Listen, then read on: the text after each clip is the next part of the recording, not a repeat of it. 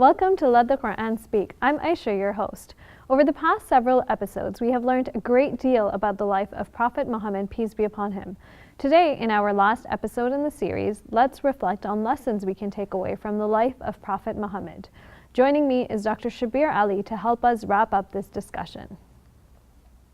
Welcome to the show, Dr. Shabir. Pleasure to be on. So can you tell me what message you are hoping our viewers to take away from the series on Prophet Muhammad? I'm hoping that viewers will see that the Prophet Muhammad, on whom be peace, was an all-rounded personality. He excelled in many different spheres of life. He was a master administrator. He was a prophet, a spokesman for God. He was an excellent family man. He exhibited great character in his dealings with other people. So both Muslims and non-Muslims can come away with an understanding of the Prophet's life, which can be enriching for the Muslim trying to copy the example of the Prophet, peace be upon him, and also for the non-Muslim trying to understand what is Islam and who is the person behind the unfolding of the Islamic religion hundreds of years ago. Can we focus on some specific examples from the life of the Prophet? So for example, how his struggle to keep the message of Islam alive, specifically in the Meccan period, and how that relates in terms of our struggles today to keep Islam alive. Yeah, in the Meccan period, the Prophet, peace be upon him, was there in his hometown trying to preach the message that he believed God had revealed to him. And whereas nowadays we are accustomed to the idea of religious freedom, people can have the freedom of expression, the Prophet, peace be upon him, did not have this freedom.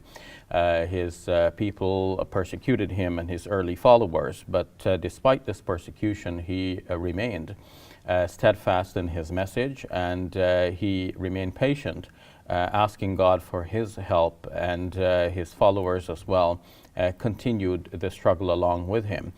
Today, many Muslims will feel that we are in situations in which we are being discriminated against. We sometimes feel that our rights are not being protected. And in this situation, one can easily become frustrated and lose hope. But when we look back at the life example of the Prophet, peace be upon him, we see that in what would have looked like a very hopeless situation, eventually led to the spread of Islam. And now, 1400 years later, we're looking at a very significant portion of the world's population as Muslims. So we should never lose hope, and we should always continue to exhibit the characteristic of our Prophet Muhammad, peace be upon him. Hopefully that itself will help people to see Muslims as benign at least, but also helpful to their fellow citizens, and Muslims would then become more welcome as eventually the tide turned and Muslims came to be seen as something to be respected in the environment of the early preaching of the Prophet, peace be upon him. Can you comment also a little bit in terms of dealing with loss and struggle? Because the Prophet not only faced that on a societal level when in hopes of keeping the message of Islam alive, but also in his own personal life and the year of sorrow. So how can we continue to embody that? Yes, it's important that we keep in mind that life is like this. There are ups and downs. We are all reeling from the recent news of a German pilot who crashed his plane, and now it is said that he was suffering from some sort of depression. And we need to learn the lessons from the great masters of old who endured difficulty, such as, for example, the Prophet Job in the Bible and in the Quran as well. And now, more specifically, our Prophet Muhammad, peace be upon him, who suffered much. The year you're referring to is referred to as the year of sadness because the persons who supported him most, the shoulders that he could lean on, died in this year. Both his wife Khadija and his uncle Abu Talib. And that would have been very much for him to bear, a tremendous couple of losses, but he nevertheless persevered. And God comforted him in what we refer to as the Isra and Mi'raj, a night journey in ascension. And that remains a lesson for us, that in our own situations, though things may look very difficult at a certain time, we can always expect the help and support of God to be just around the corner. We just need to keep praying, keep patient, exercising patience, and not lose hope, not fall into depression.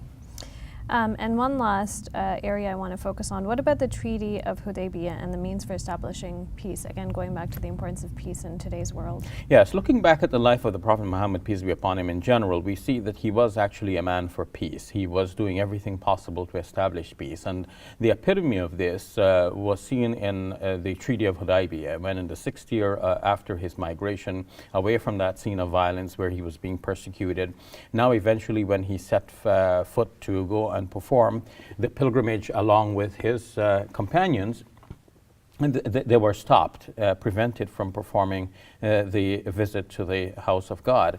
And in that situation, rather than fight back, the Prophet, peace be upon him, used the sage strategy of establishing peace, because peace works for Islam. In a situation of peace, people can listen to the message of Islam and many will rally to its call. So we'll win friends. And that's one way of dealing with enemies, convert them into friends. And in fact, this is the best way, because instead of having one more enemy to deal with, you actually have one more friend supporting you. So the Prophet, peace be upon him, established that peace treaty. And today Muslims should realize that often, in order to enter into peace, you have to sacrifice something, you have to give up something. And the Prophet, peace be upon him, gave up his right to enter the sacred precincts to perform the pilgrimage that year in order to establish the peace. That was very helpful. Thank you, Dr. Shabir. You're welcome. Just one other question that I have for you in terms of, we are living in a time where we often hear people making fun of the Prophet and, making him out to be a mockery. How can we, in light of everything that you've explained, perhaps it's obvious, but just to reiterate for our viewers, what is the best response when we're dealing with these situations? Well, the best response is actually to spread the correct knowledge about the Prophet, peace be upon him. If people mock at the Prophet, it may be because they have little understanding of him. And we are often afraid that if people see, satirized images of the Prophet, peace be upon him, then they might get the wrong impression of who he was. Well, the best way forward is to correct that wrong impression by giving correct knowledge. Recently, a number of very interesting books have been written about the life of the Prophet, peace be upon him, specifically and more generally about lives of great personalities. We should recommend these books. For example, Michael Hart's book on the 100, a ranking of the most influential persons in history, where he's placed the Prophet Muhammad, peace be upon him, as #1. Leslie Hazelton's book on the life of the Prophet, and also Karen Armstrong, her book, Muhammad, A Prophet for Our Time. This is very informative. I know I personally learned a lot, so thank you very much, Dr. Shabir. You're welcome. It's been my pleasure.